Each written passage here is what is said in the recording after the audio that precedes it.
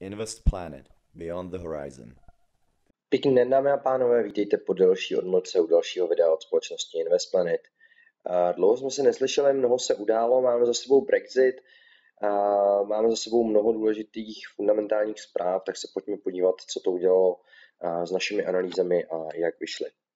Když jsme se naposledy slyšeli někdy ten třetí týden v červnu, tak já jsem rozebíral situaci na britské libře proti kanadskému dolaru, kde jsme si primárně ukazovali netopíří formaci. Říkali jsme si o tom, že trh byl někde v téhleté fázi, že trh by mohl skorigovat k úrovni 1,8680. Tady jsme očekávali nějakou silnější rezistenci a následný pád směrem dolů. Nejsem si úplně jistý, jestli jsem ve videu zmiňoval variantu toho, že je tady možnost vytvoření alternativního netopíra, a to z toho důvodu, že ta korekce toho bodu B tady tak je pouze k hladině 38,2. Tohle vždycky, když máte takhle nízkou korekci, tak je ve hře i ta alternace, která de facto dosahuje úrovně potom 1,13. Což je někde tady. Takže tady samozřejmě vidíte, že by to vyšlo lépe. Já se přiznám osobně, že jsem spíše očekával opravdu už tu rychlejší reakci u té úrovně 88,6. Nicméně, pokud někdo zná alternaci i z našich stránek investplanet.cz, tak se domnívám, že tady se s ním dalo trošičku počítat. Samozřejmě pak tady vidíme tu zvýšenou volatilitu, kterou to referendum přineslo, no a pak už tu situaci asi dobře znáte. Co se týká britské libry teď, já bych úplně jako nechtěl dávat nějaké prognózy, protože těch zpráv je denně několik a myslím si, že tam budou velmi složitá politická jednání, na které trh bude velmi citlivě reagovat, protože Británie samozřejmě, byť asi většinově chce opustit Evropskou unii, tak se domnívám, že nebude chtít přijít o úplně všechny benefity, které Unie nabízí, a bude velmi zajímavé ještě sledovat dál ten vývoj. Můj osobní tip je, že nejsme ještě úplně u konce propadu nebo oslabení britské libry. Tak druhým instrumentem bylo stříbro. Když se tady na to podíváme, tak tady to vůbec nevyšlo. My jsme se soustředili tady na tu svíčku, tady na ten bearish outside bar, že jo.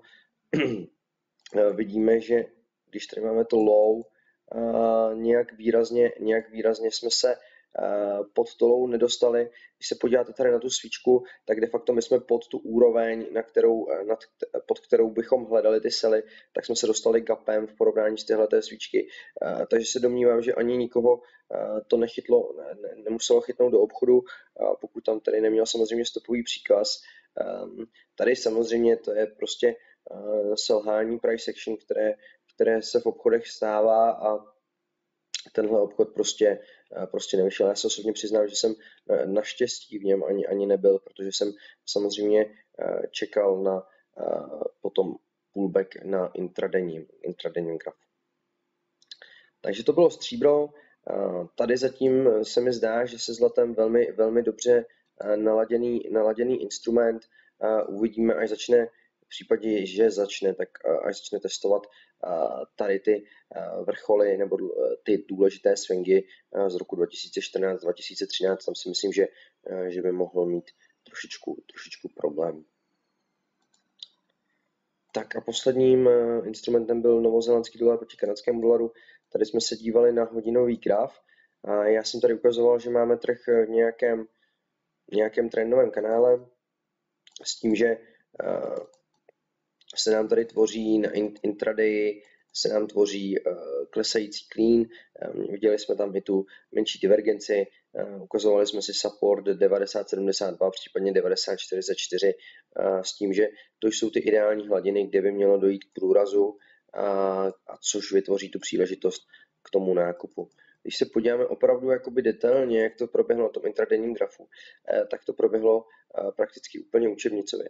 Vidíme tady silnou svíčku, je to samozřejmě bullish outside bar, uzavřelo de facto těsně nad tou horní hranou, což je ten ideální případ Následně jsme samozřejmě tady měli ještě pullback k té trendové linii, nicméně tohleto minimum zůstalo neohroženo a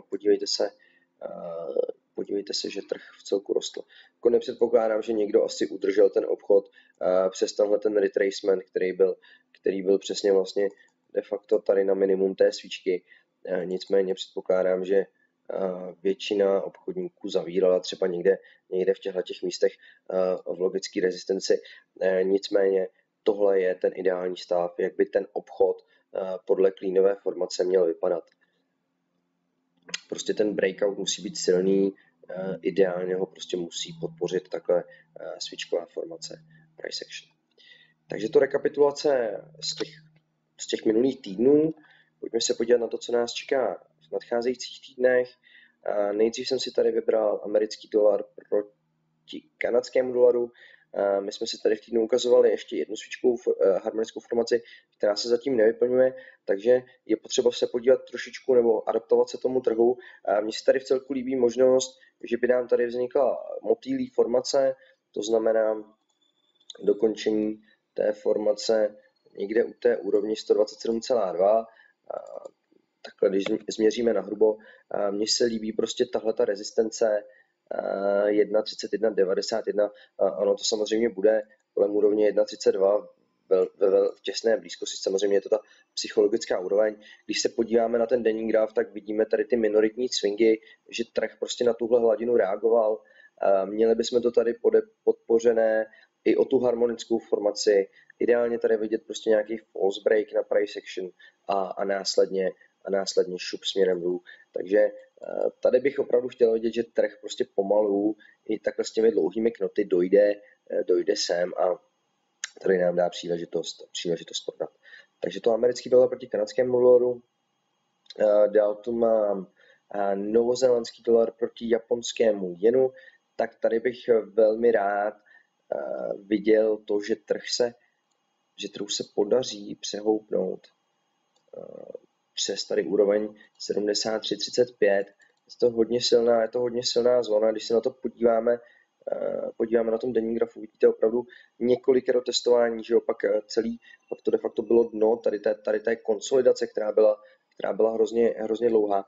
A teď se trh znovu chce přes tuhle úroveň přehnat.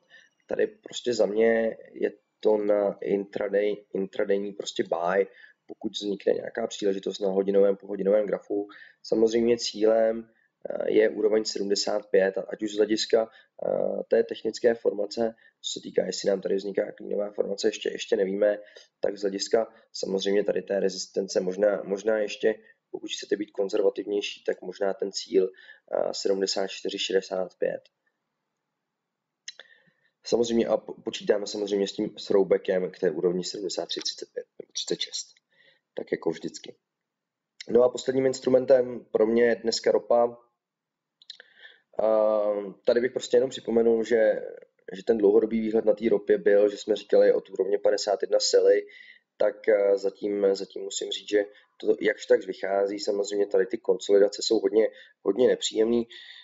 Když se ale podíváme na tuhle svíčku, na tuhle denní svíčku, vidíme ten bearish outside bar, který nám uzavřel pod úrovní 46, to znamená pod silným supportem, a já se domnívám, že nám pro intradenní obchodování otevřel cestu k úrovni 43,31, takže bych tady chtěl prostě koukat na hodinový graf, co mi nabídne za price action signál, s tím, že chci prodat minimálně v tom týdnu k té úrovni 43,31. Vidíme, že MACD se teprve rozehřívá do těch negativních hodnot, takže prostor tam rozhodně je a já si myslím, že po takovémhle jakoby růstu impulzivním by si ta korekce zasloužila být o něco hlubší.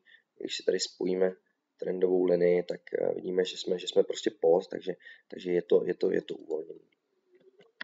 Dámy a pánové, dnes ode mě vše. Díky za pozornost a příští týden se budu opět těšit